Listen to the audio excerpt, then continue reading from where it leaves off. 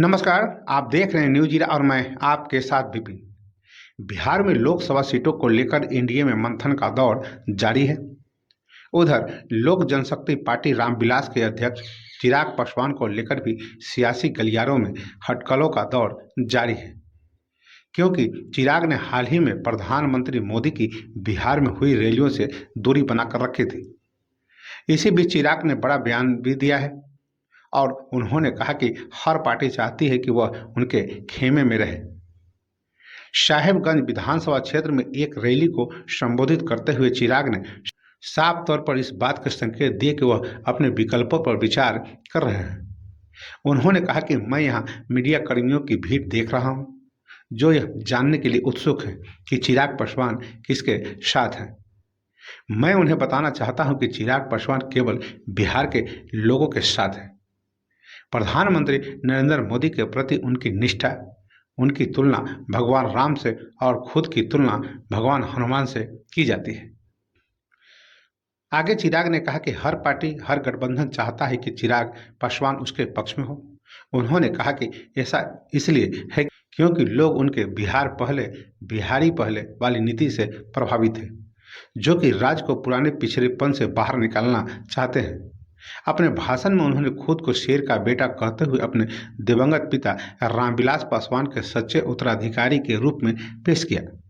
इस रैली में चिराग पासवान ने एनडीए में हाल ही में शामिल हुए जनता दल प्रमुख और बिहार के मुख्यमंत्री नीतीश कुमार और दिवंगत नेता रामविलास की पार्टी को विभाजित करने वाले केंद्रीय मंत्री और चाचा पशुपति कुमार पारस का नाम लेने से परहेज किया।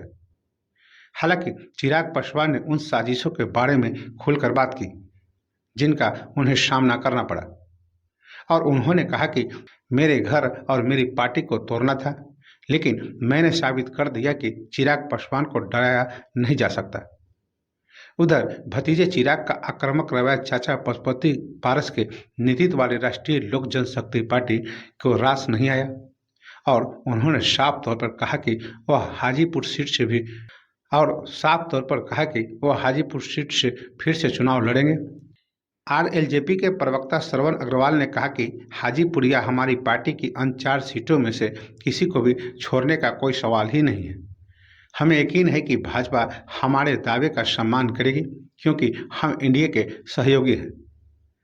वहीं चिराग की पार्टी को दूसरी तरफ से भी प्रस्ताव मिल रहा है, लेकिन कोई भी इस तरह के प्रलोभन के साथ हमारे पास आने की हिम्मत नहीं कर रहा है। 2019 में एलजेपी ने 6 सीटों पर चुनाव लड़ा था और उन सभी पर जीत भी हासिल की थी। हालांकि पार्टी में फूट के बाद एलजेपी 2 धड़ों में बट गई थी। बताया जा रहा है कि दोनों धड़ों को इस बार कम सीटों पर संतोष करना पड़ सकता है। इसके पीछे की वजह पूर्व केंद्रीय मंत्री उपेंद्र कुशवाहा के राष्ट्रीय लोक मोर्चा और पूर्व मुख्यमंत्री जीतन राम मांझी के हिंदुस्तान अवाम मोर्चा भी एनडीए में शामिल होना है। तो बस अभी के लिए इतना ही। अब हमें आज्ञा दीजिए। नमस्कार।